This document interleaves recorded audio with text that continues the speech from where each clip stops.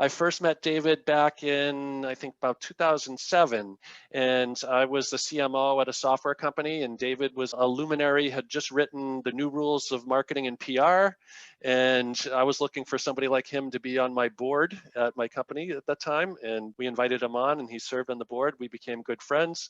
And when I started Slap 5, he was one of the first people I reached out to as well to share this new idea and this concept. And it just happened to jive with how his area of expertise in writing and speaking has emerged.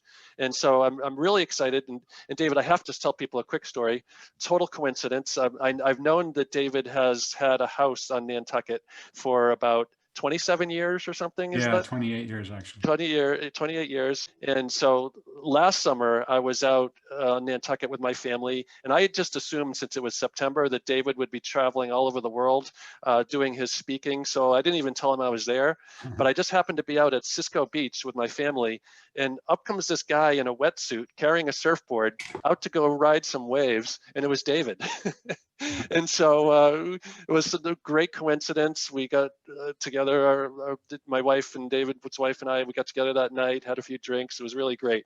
I'm thrilled to have David join us. I'm telling you, David, I read this book when it first came out, and I so many things I identified with as it relates to the roles of the customer marketers need to be playing. Yeah.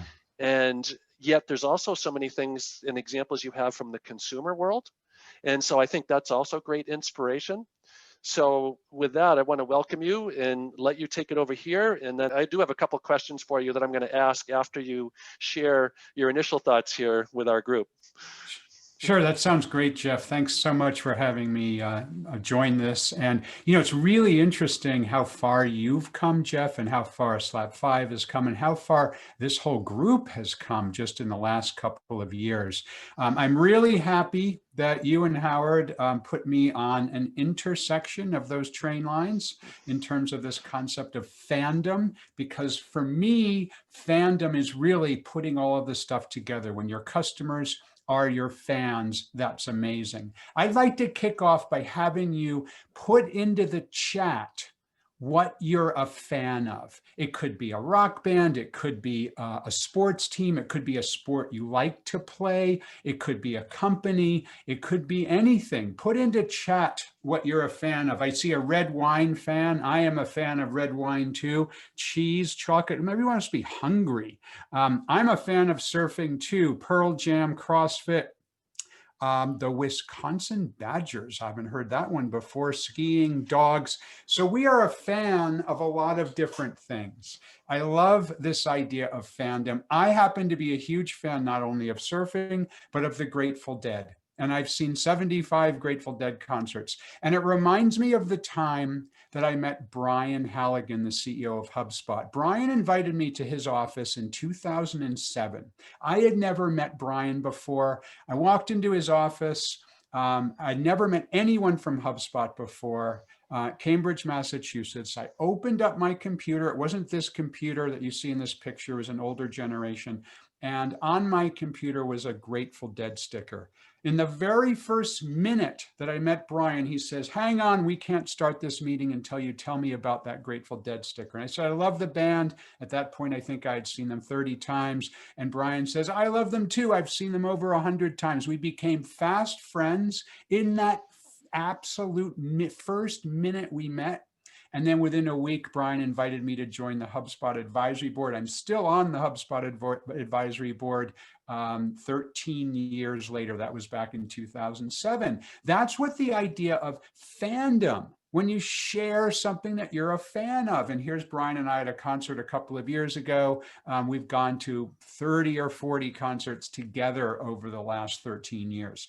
I'd love to have the first polling question be popped up.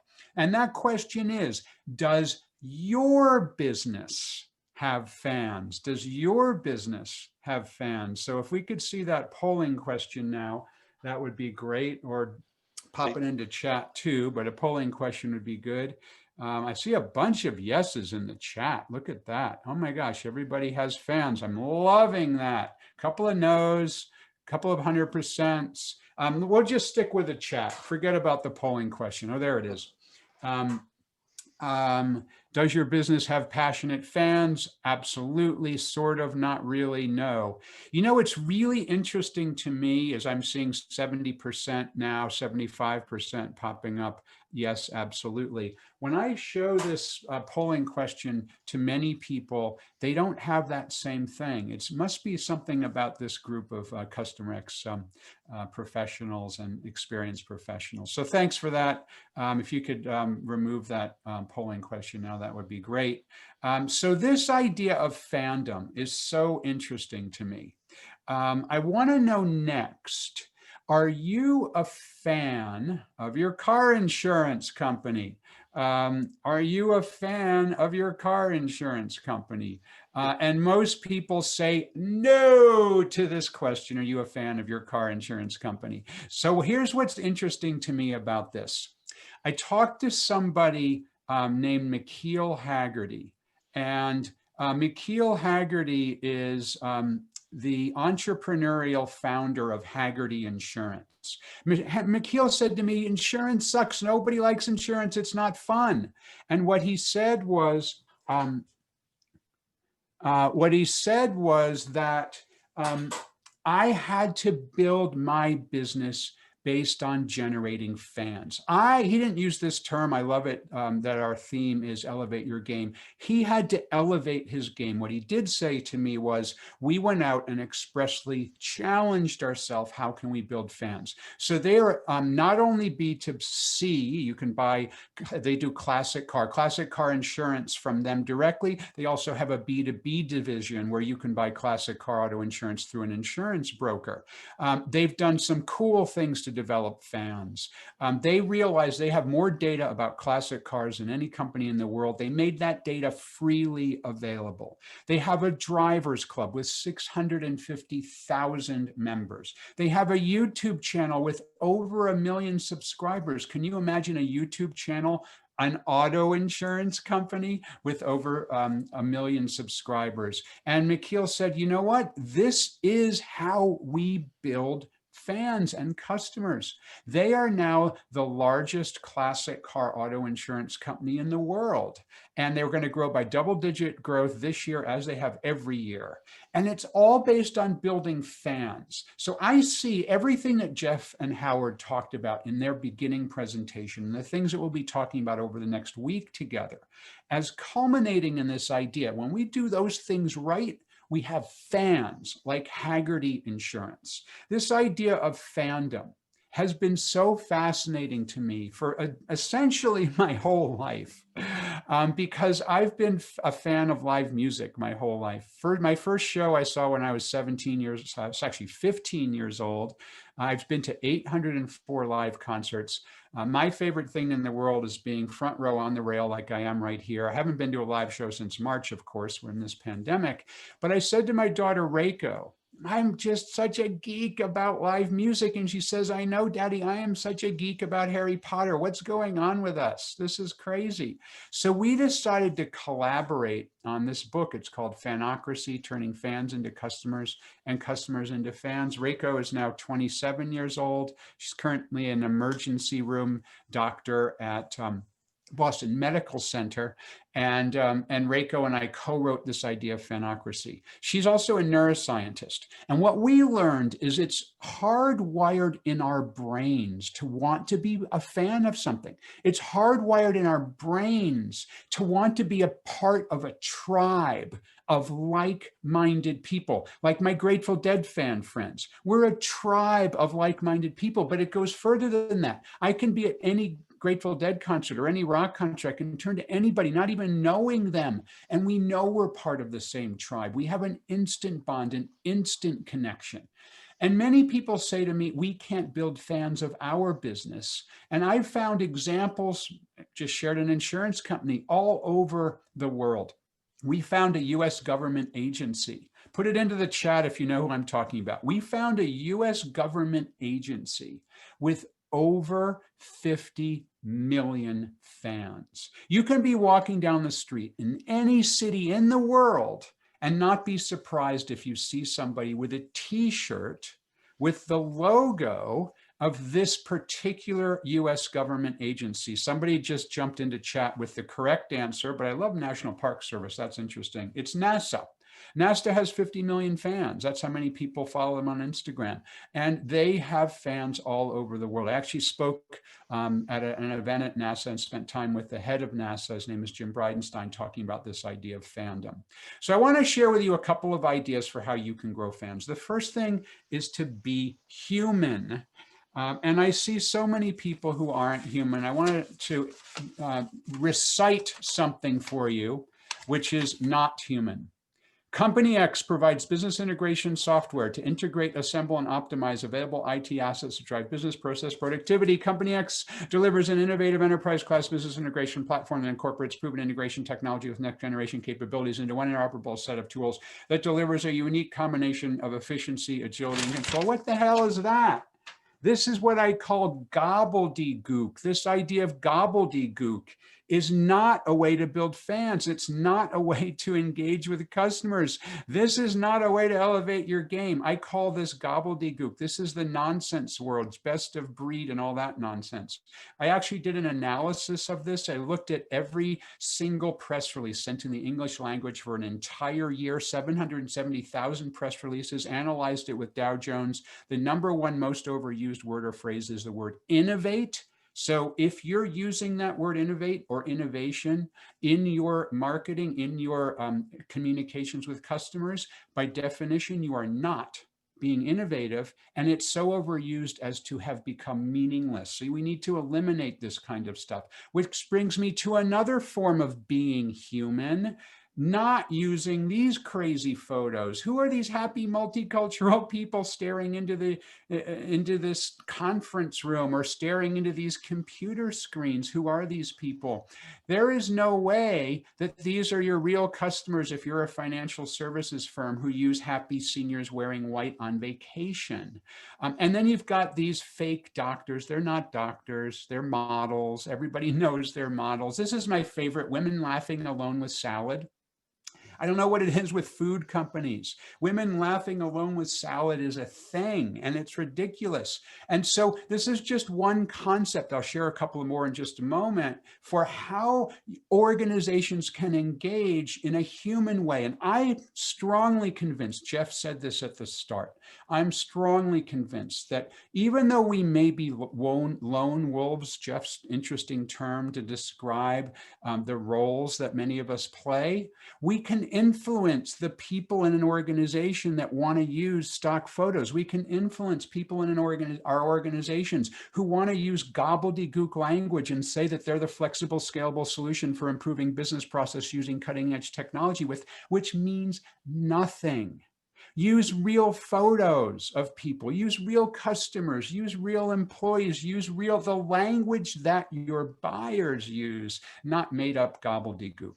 The next thing, the second of several different points I want to share with the time we have today is make it free. What I see is so many organizations that set up an adversarial relationship with their customers by putting up forms rather than making things free. The Grateful Dead famously decided that they were going to let fans record their concerts. Now, I already mentioned I'm a huge Grateful Dead fan. I went to 6 shows in 2019 with my friends. I even wrote a book called Marketing Lessons from the Grateful Dead with Brian Halligan, the CEO of HubSpot, and Bill Walton, the famous NBA basketball Hall of Famer, who is the world's biggest Deadhead, not only because he's 7 feet tall, but also because he's gone to 850 concerts.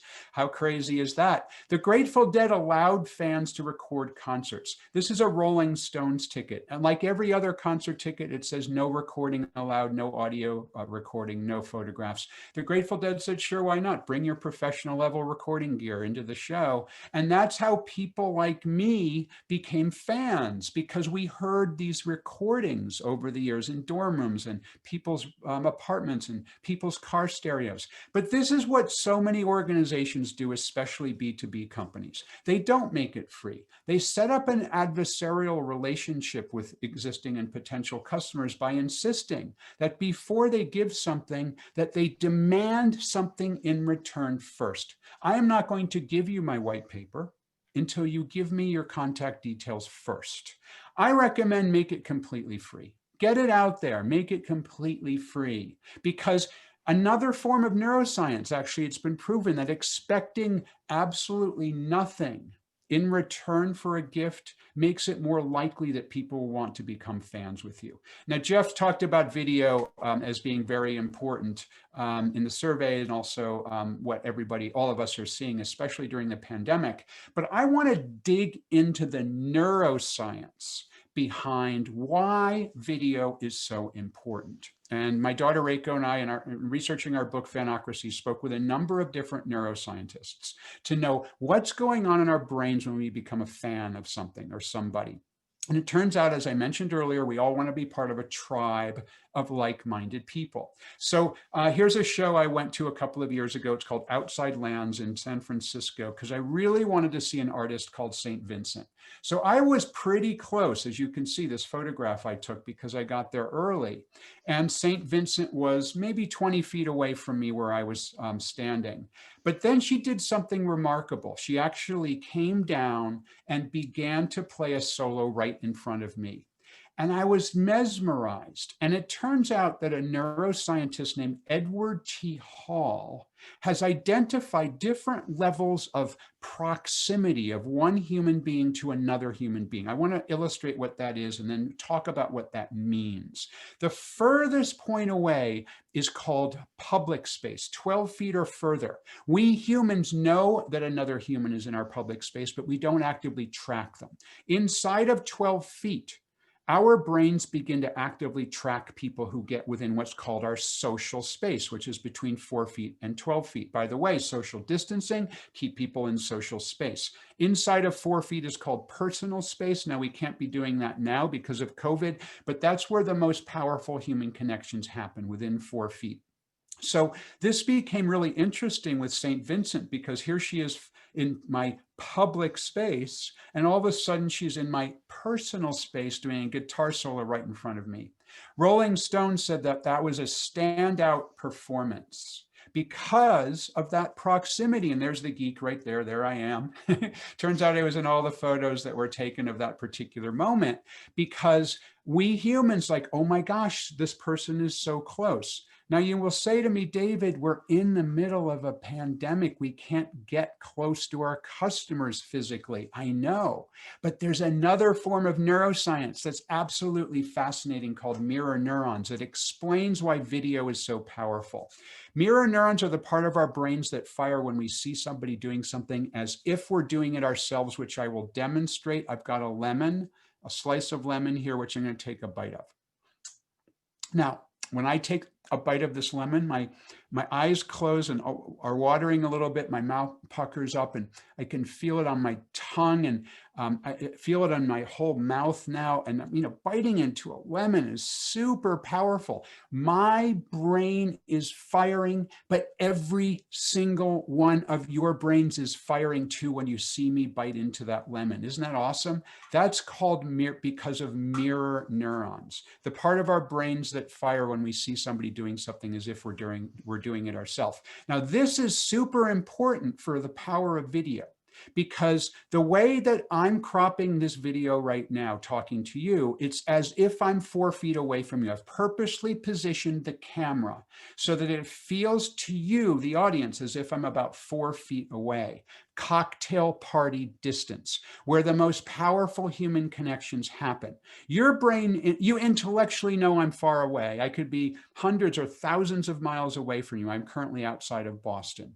However, your brain is processing this as if we are actually in the same room. This is precisely why you feel you know a movie star, even though intellectually you know that you've never met that movie star, because of mirror neurons. So to elevate your game, go all in with video. I know many of you are, but thinking about this idea of mirror neurons and 4 feet being so powerful, how can you do more video that's that way? So I have 4 examples I want to share really quickly. The first one, use Slap 5 In the video application for voice of the customer, the idea of those videos that are shot about this far away, super valuable stuff. Use video on multiple pages of your website. And specifically, if you are going to use a form, I just ranted about how you should try to avoid forms, but many of us need a form at the moment that you want somebody to express interest. It's not to generate a white paper, but when you want them to express interest. This is a B2B company. They're called Impact. They do branding and design, and they have a form when you first get in touch with them. But you see next to it is a video. And that video, which I'm going to play right now, I'm so blind, I need to put on my glasses to be able to see it. So let me share my screen. I'm going to play the video for you. And what I'd like you to see as I do this is that how it's filmed and then how it appears on the page. So let me play for you this video right now. It's short, about 30 seconds. Hi, I'm Mariah from Impact, and I know what you're thinking right now. Should I fill out this form? And if I fill out this form, am I going to be inundated with emails and phone calls from a salesperson? And I can promise you, absolutely not. So what happens when you fill out this form? Well, you get to hear from myself, and you'll hear from me in less than 24 hours, and we're going to set up a call. And on the first call, we're going to cover who your company is, what your role is, what your marketing goals are, to see if Impact is going to be the best fit to help you out. And if we are, I'm going to connect you with the right expert on our team to continue the conversation. So what are you waiting for? Fill out the form. So that's what they do, and it's right next to the form.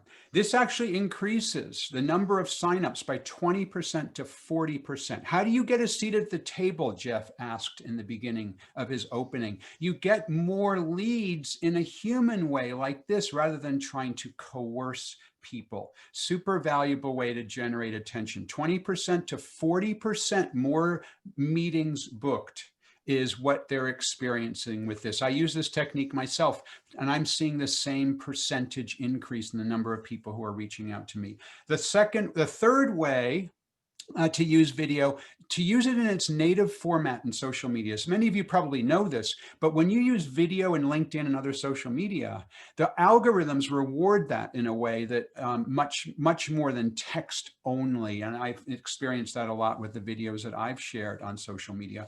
And then use video in a YouTube channel or other ways. This is Kyle from HubSpot, and HubSpot Academy is a super interesting way that they've created the use of video to make courses that educate people. It's totally free. Anybody can register for their courses. And those videos are really, really interesting in the way that they generate fans for HubSpot. And HubSpot has millions of fans. And as I mentioned to you earlier, I've been on the HubSpot advisory board since the very beginning. There's no question that they have a bunch of fans. So I'd like to share a video now. It's short, also short. I won't play the whole thing, of a HubSpot Academy video. You can see again how it's filmed about 4 feet away, looking directly at the camera, this idea of triggering those mirror neurons to play. So let me play this for you. Here we go. Hey, it's Kyle from HubSpot Academy. I'm going to give you 10 inbound sales tips in 1 minute. Ready? Go. First, the most important thing to know is who your target buyer is. Everything you do should reflect your understanding of them. Second, your sales process should be like a water slide. When people get to the end of it, they should want to go on it again and tell their friends to do the same. Third, there are lots of people you can sell to. Find the people you can be a hero to. Fourth, as a salesperson, you're the world's leading expert on questions other people have about your product. Post answers to the most common questions on your website. Fifth, if you're in sales... So I won't play the whole thing, but you get the idea. It's 60 seconds, 10 different things. Kyle from HubSpot, the HubSpot Academy, they've got dozens and dozens of courses and many, many fans who are doing that. They also have lots of other free content, free information, all sorts of things that build fans. And then those fans want to end up being customers. It's really interesting. The subtitle of my book, Fanocracy, is Turning Fans into Customers. That's what HubSpot does. They build fans first and turn them into customers, or turn customers into fans. Make the customers such a fan of what you're doing that they continue to re-up and continue to be your customer for a long period of time. Many of you know HubSpot. The results have been phenomenal. When I joined their advisory board back in in 2007. They had no customers, 8 employees, beta software. They're going to do over $800 million in revenue this year, public on the New York Stock Exchange, something like $12 billion market cap, doing fabulously well. The final concept I want to cover is the idea of passion. This was the most surprising thing that Reiko and I learned when we dug into this idea of fandom, the power of passion. When you're passionate about something, that passion is radiated. I mean, Jeff is so passionate about creating this, and Howard, this community of us. That passion comes through. And people who are passionate about the things they love, when you were putting in what you're a fan of earlier, red wine and cheese and the Wisconsin, I forgot the name of the team, and Peloton, people who are fans like that, then that passion is radiated. But what I've noticed is that so many, and I don't want to do this as a polling question because it will take too long, but I'd encourage you to put into chat, just yes or no. Do you share on your business social media accounts what you're a fan of? Do you share on your business social media accounts what you're a fan of? So for the things that you talked about at the very beginning, those things you're a fan of, red wine, for example, do you share that on your LinkedIn or whatever else? Oh, it looks like the polling question is up there. So we'll go with the polling question. I'd be very interested to see the answer in this. It looks like so far what I'm seeing is that the answers are pretty consistent with what I'm seeing from a lot of different organizations around the world. What I'm seeing is lots of seldoms, a bunch of nevers, a few usuallys, and almost none are always, which is really interesting to me. So I'm going to share those results right now.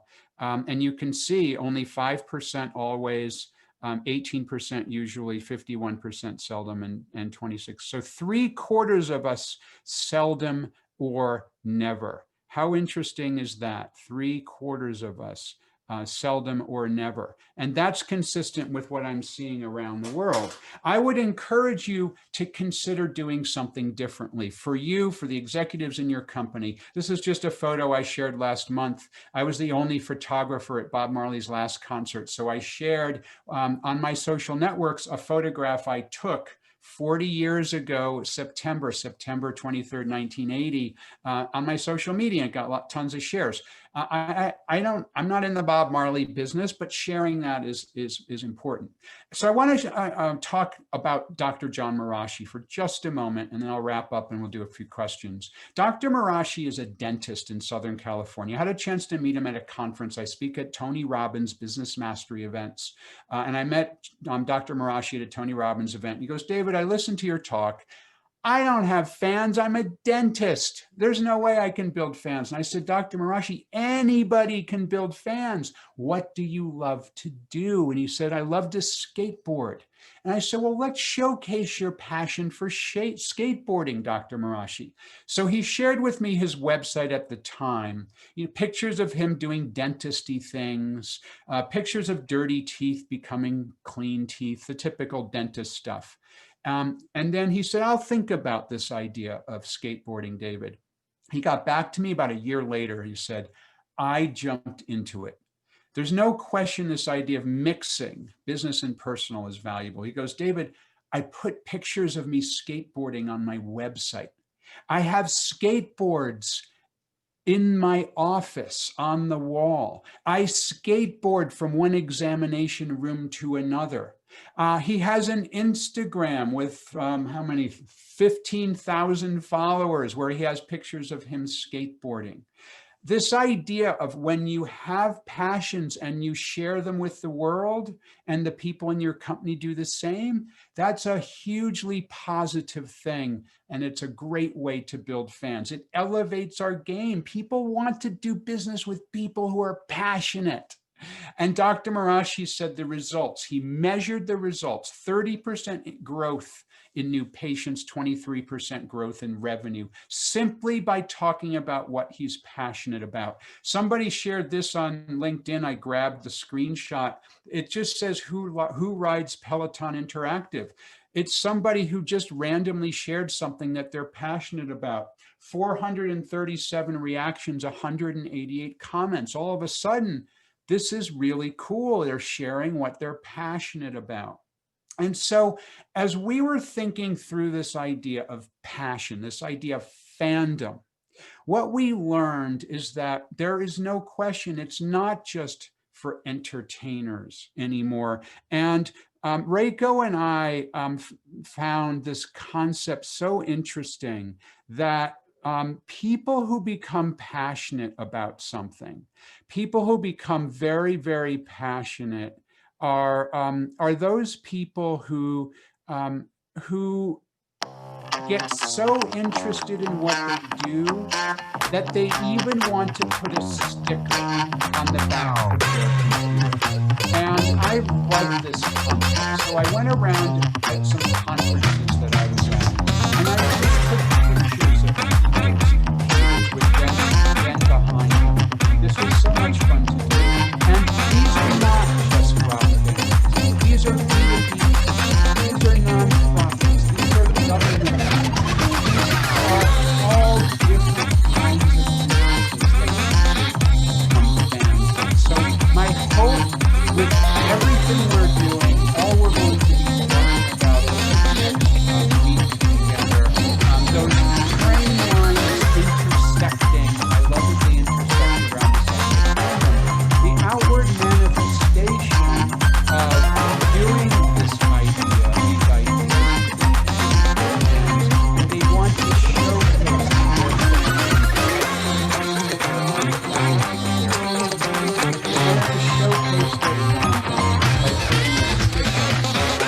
of their computer. So my hope with you is that your company's logo will be on the back of people's computers, if it's not already, because many of you said you already have fans. I'm hoping those logos are already on the backs of the computers. So if you want to jump into chat and put how will you build fans, Jeff, now we can jump into a few questions if there are any. And you know, if you don't mind, Jeff, I'd love to ask you a question first and turn the tables a little bit and ask you. You and I have actually chatted about this before. How are you, Jeff, creating fans of SLAP 5 and of the CustomerX community? How are you using these ideas yourself, Jeff? Well, I'm just making sure you can hear me. Yes. Okay, well, I wasn't expecting that, but actually I was thinking about this earlier, because I have to tell you, David, I started reading this book about a year ago, right? Because we were going to be giving it to everybody at our conference in May. And so of course I needed, and as I was reading it, I'd have to tell you, I was reading a page, every time I would read a page, I would then pause, and I had a notepad next to me, and I was writing things down that I wanted to do because I was so fulfilling with me ideas. But to answer your question specifically, what was happening at that exact same time is that the CustomerX community was just being born at the time. And the way it came about is because Dana, who's on my team and managing the behind the scenes on this webinar and the conference today, she came to me one day saying, hey, I talked to all my customers. Whenever I'm on these customer check-in calls, it often feels like I'm providing them with therapy. I often feel like I'm their therapist, Nice, right? nice. And because we all know as customer marketers, we're the lone wolves. But we need the support. It takes a village, but it can be very lonely. And so, we took that last summer, summer of 2019, and we said, you know what, let's create a monthly webinar series called Group Therapy for Customer Marketers. And we did, and in each month we would get 3 senior level practitioners. We would pick a big hairy topic that everybody perpetually struggles with, and we would have this great session where each person would just talk about how have they chipped away at this issue. Well, it turned out that this was so phenomenally successful because everybody could identify with needing this group therapy, and there was no stigma of mental illness associated with it, which was one concern. I wanted to be politically correct, but then, fast forward, we had a lot of the people that are presenting sessions at the conference this week had been co-hosts, and it was them that came together and said, Jeff, why don't you bring the alumni from these group therapies together and do sessions with us? Yeah. And then, Jeff, why don't you do a Boston meetup of all the people that have been on this group therapy? And so So that's why I said to this, to the group, that's a great idea. There's obviously passion here. There's obviously a vacuum out there of people helping fulfill this need for therapy and just self-referencing. And so we ended up doing that. And I have to give people like Erwin Hipsman and just people that were, had taken part in that program earlier who then recommended we do this. And that's where the idea of doing the conference was born. It came out of that. And all this was happening while I was reading your book and taking, you can see all the notes, in this notebook that I've taken. So, so I guess my takeaway is the way that I was applying the things that you were said was that, it was this thing that people are passionate about was presented to us. Yes. We didn't even go looking for it. It appeared in our lap, and we just said. But I would say you cultivated it, Jeff. Yes, I mean, we cultivated it. It could have appeared, and you said, "Great, fine, we're passionate. So what?" But what you said was, "Let's create a tribe." Yes. Let's create a tribe of like-minded people who are passionate about the same thing.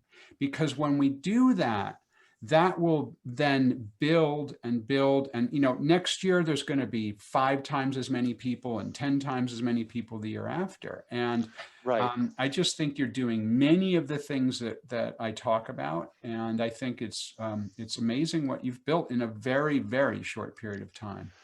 Yep. Yeah. And I want to thank everybody here that's attending the conference too, because we are a tribe, and I want you to feel like we're a tribe, and that you experience this conference in such a way and get to know people that you didn't already know to add to the tribe. I also want to point out that we have more copies of David's book for anybody that wants a copy.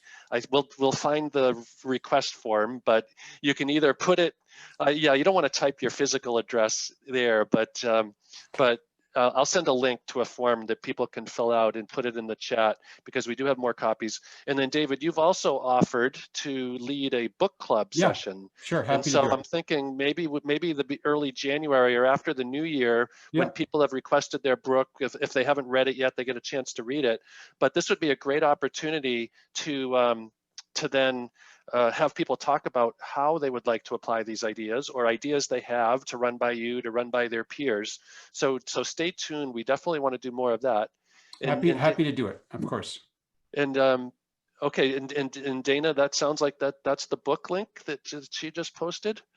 Let me just make sure. Oh, nope, that's an open prompt. Okay, yeah, that's good. So just so we'll just, Dana just sent a link in the chat. So anybody that wants to fill that in, that would be great. We will get your information. But David, I want to open it up for questions from people in the audience, and then, but I did want to ask you one before we turn it open up the mics. So one thing I noticed when I was reading the book, I loved the part about the mirror neurons, right? Because I just love neuroscience and what we do. It's so geeky, and it is. I was just really lucky that as we were writing this book, my daughter was in med school, and now she's graduated and is actually an emergency doctor. But I am so far removed from science, and she is, in the thick of it. So putting our two skills and our two fandoms together made it great. And David's also being modest, because Reiko is not only that, but she's working at Boston Medical Center, right? Which is the facility in Boston which handles everybody, whether or not they have insurance, whatever their condition is, and that was by her choice. Which is a remarkable thing for a young woman to to basically start dedicating her life to a cause like that. I mean, it is amazing. That's just amazing. Actually, Thank you, Jeff. Thank you for saying that, Jeff. And that's a passion of hers, obviously.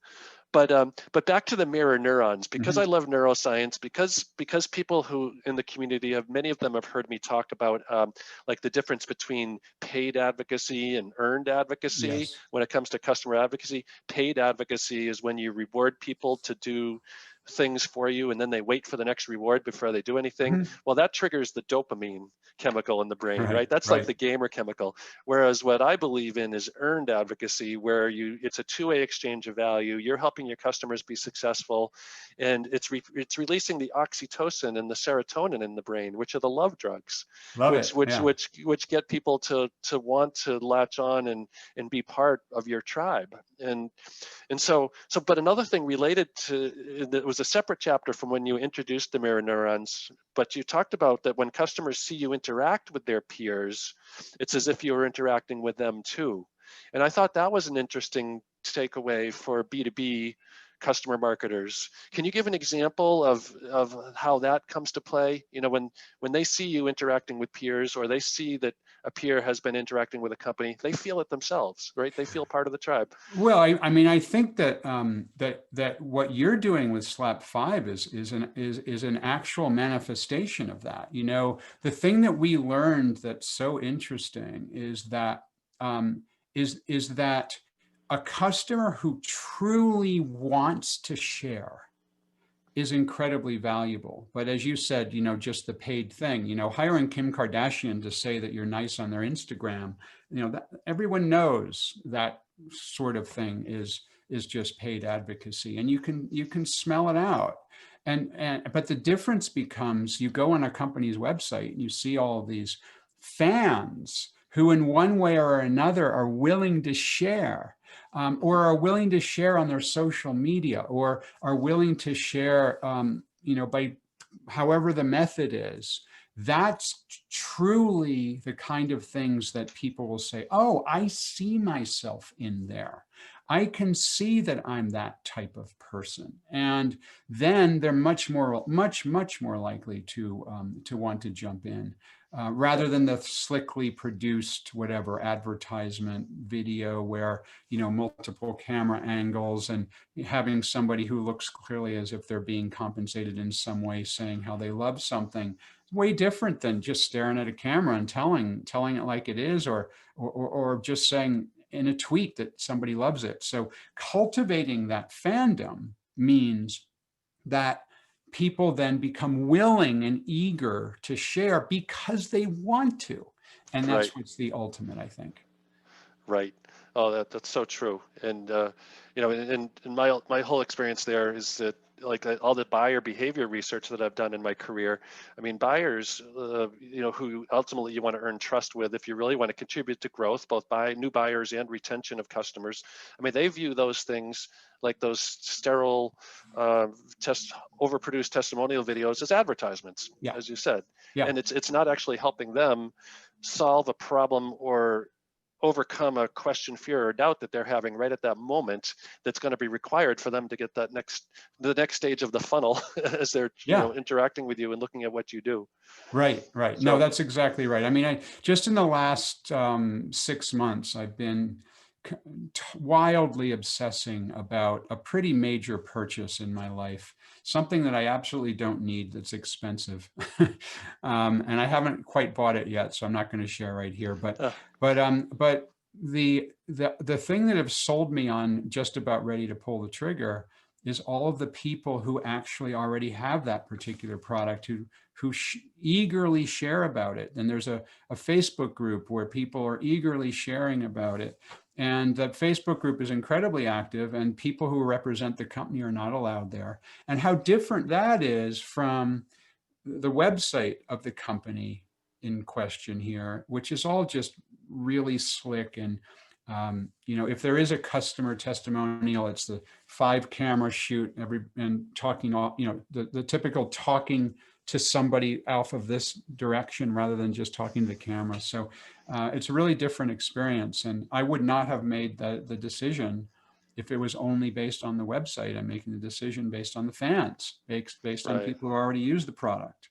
And I'm surprised that this company hasn't figured out a way to have those fans become a part of the official website. You know, we look, one of the concepts I didn't talk about today, but is really interesting, is something called curative fandom and transformative fandom, two different types of fandom. Curative fandom is official fandom. It's the official website, the official social media.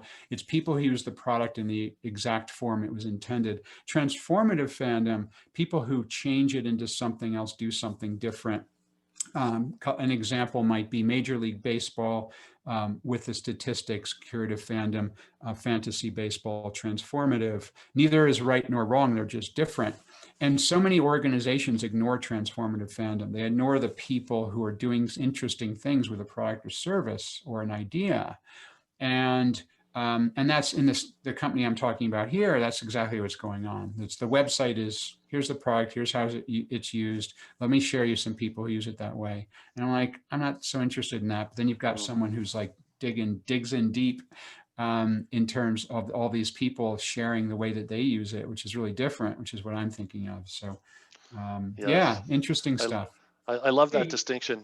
And there's quite a few people are now becoming fans of Impact with that link that you shared to that landing page, to that form. So we're going to be digging up that link. I'm glad somebody shared the landing page. And by the way, that's the technology behind it is called Vidyard. So I did put Vidyard on my website as well. If you want to see how I'm doing it, if you go to my website, davidmeermanscott.com, maybe somebody can chuck it into the chat, davidmeermanscott.com, then find my speaker and then find the button that says book me to speak. And there'll be a video just like that using Vidyard. And the number of people who have filled out the form and requested information on having me speak at their conferences has doubled. It's been amazing. So yeah, I'm really excited about that. And I just want to tell people, if you have any questions that you want to ask David, post it in the chat right now.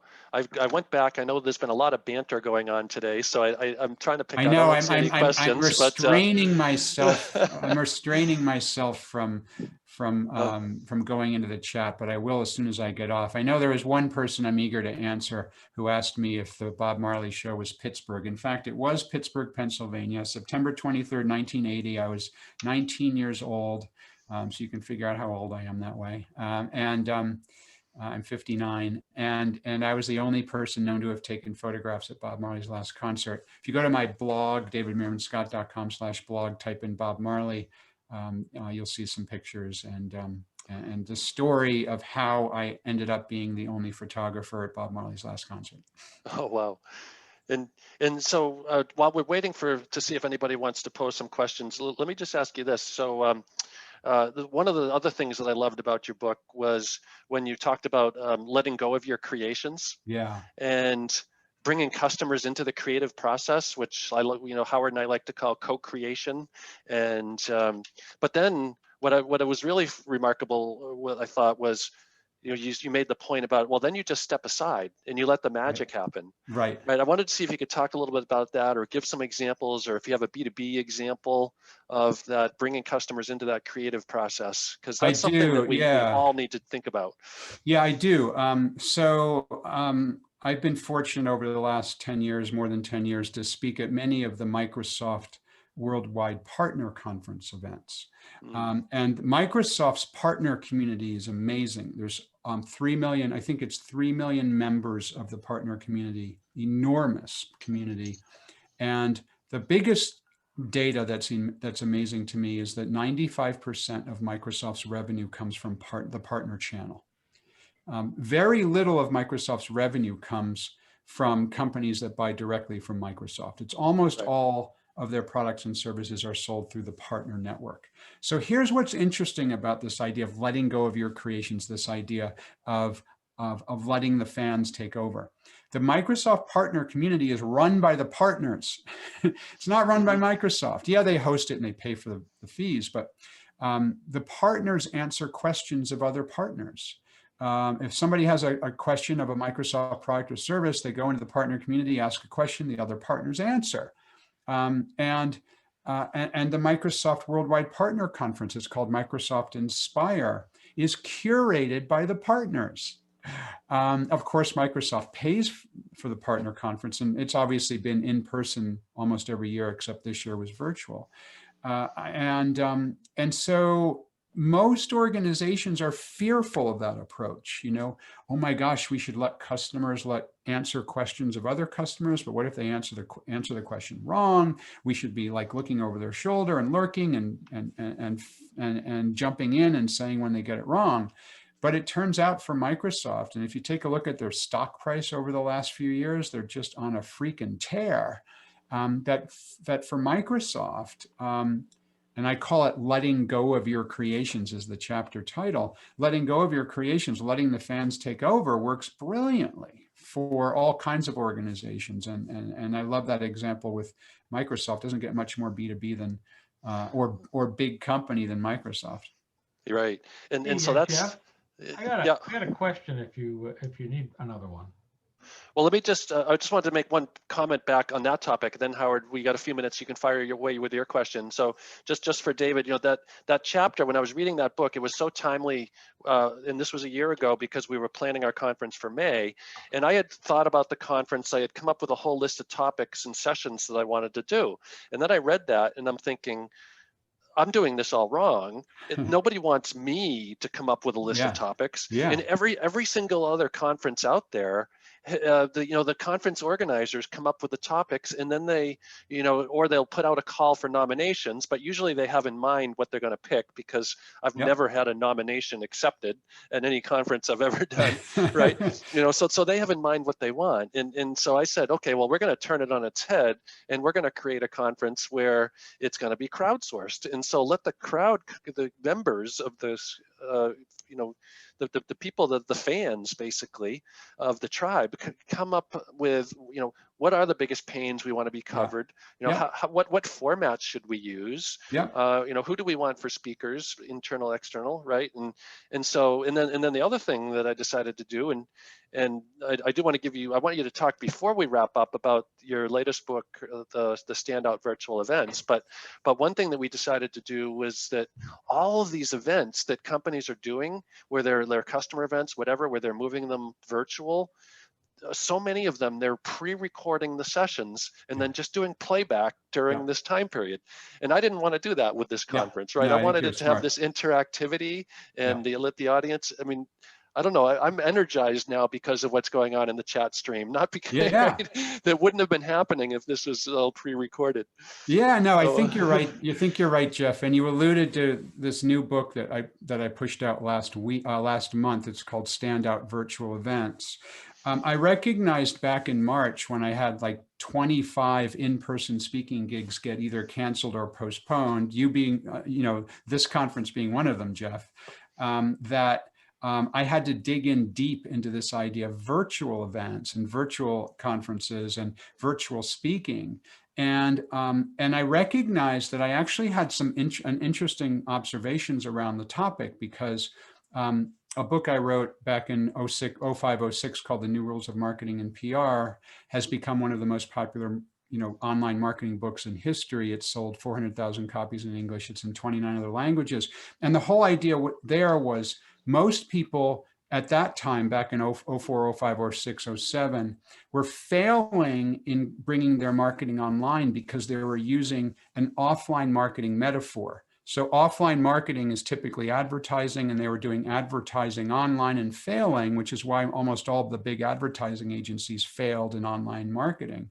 Whereas many of us have realized at that time, this is about creating content, and great content becomes your marketing. So I thought, wow, what's this metaphor for virtual events? It's the same idea. The companies that were trying to recreate their in-person events were failing at virtual conferences because it's different. An in-person event is a theatrical experience. It's a 3-act play. It's big gestures. It's delivering content to the back row of the hall.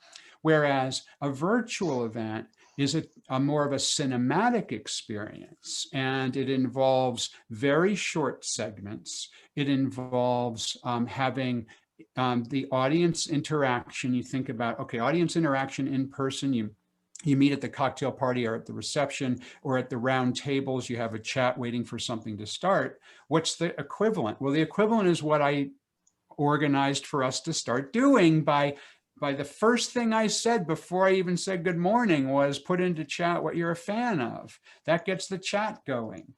We use the polling a little bit, you know, make it interactive. I also very purposely put my slides over my shoulder like this so that you don't have this big old honking slide and a little tiny thumbnail of me speaking. So I think all of us who are trying to create experiences, those of us who want to build fans and really, as you know, using your words, Jeff, see at the table, dig into this idea of virtual events, because if you, instead of recreating what you did in person, reimagine what's possible online, you can have a fabulous virtual event. And we're doing it right now. We're having an interactive event. It's wonderful. Right. Great. Yeah. So Howard, you would want to ask a question? Well, the question was simply, we used to always say that only people who care complain, and that there was a wealth of knowledge in paying attention properly to people who have complaints. How does that play into the discussion here, David? I think what's really interesting about that is, and actually, if any of you are Seth Godin fans like I am, he did a blog post, did an entire podcast on this called, I'm going to get it wrong, but something like the quantum theory of customers or something like that, on his blog, on his podcast, came out a couple of weeks ago. And the idea that you've got people who will complain becomes, if you can solve their problem, they can become a fan for life. And they can become a fan for life because they're wowed by what you've been able to do. And I didn't dig into that myself, so I don't have any primary data or examples myself of doing that. But everything I've read, just like you, Howard, or that in fact is something that's true, is that anybody who's willing to take the time, especially if they're doing it in a way, I draw a distinction between, are you complaining in a constructive way? That's really ultimately positive. Or if you're just being a bully, that's a different thing. Right. But, you know, just trying to, you know, going to the customer service counter back when we, you know, 6 months ago when we were still flying on airplanes, and bitching and moaning that your flight is snowed out, that's not the type of complaining we're talking about. Although if the agent has an opportunity to convert that rage into something possible, that can also build fans. But the constructive ones absolutely can build fans. Yeah, and I love that point too, because one of the things that sometimes is counterintuitive to a lot of the companies I work with is to say, when you're capturing customer voice, one of the questions you should ask your customers and showcase their answers is when they're talking about what's one challenge or pitfall that you hit along the way. And everybody says, oh my God, my PR people would shoot me if I ever had asked a customer. Yeah. And so that's why you never see anything in case studies or testimonial videos, right? It's always the pure happy day scenario. Yeah. I was in a world of hurt. This company was my knight in shining armor, and now we're living happily ever after. But yeah, and you know what's interesting about that, Jeff, and cut me off when you need to go to the next session. But so if you think about a story, that is the world's worst story. That story arc is boy meets girl, they get married. That's a terrible story. A great story is boy meets girl, they fall in love, they have big fights, they break up, and then they get back together and they get married. Conflict is what builds a great story. Right. So customer case studies that are, we're in a world of pain, we met the company, they fixed it, and we're going to live happily ever after, are terrible, terrible stories. But if you make the customer the hero, build conflict into that story, and then that conflict drives interest from people, and then there's a resolution, that's super powerful. It's a very, very different way of creating a customer case study. And at the end of the day, as I said earlier, it's all about trust, right? We're all in the trust business here in our CustomerX roles. We're earning trust. We're securing trust, we're communicating trust.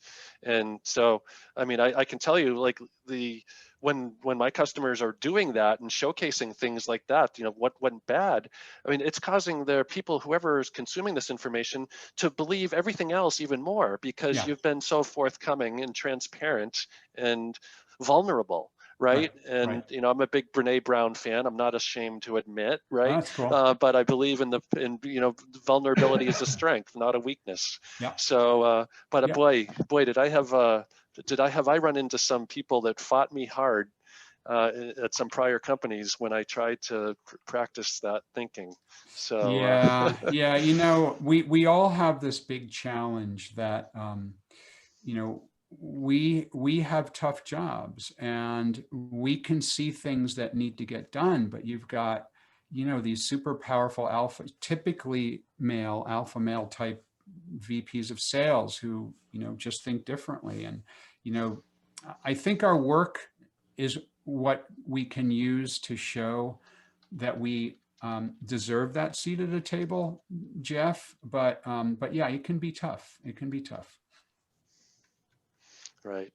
All right. Well, let's wrap it up here. I didn't see any questions come in. Actually, maybe we can just answer this one. Emily said, when you talked about conflict, build conflict into the case study, conflict with our company, or conflict within the customer's company?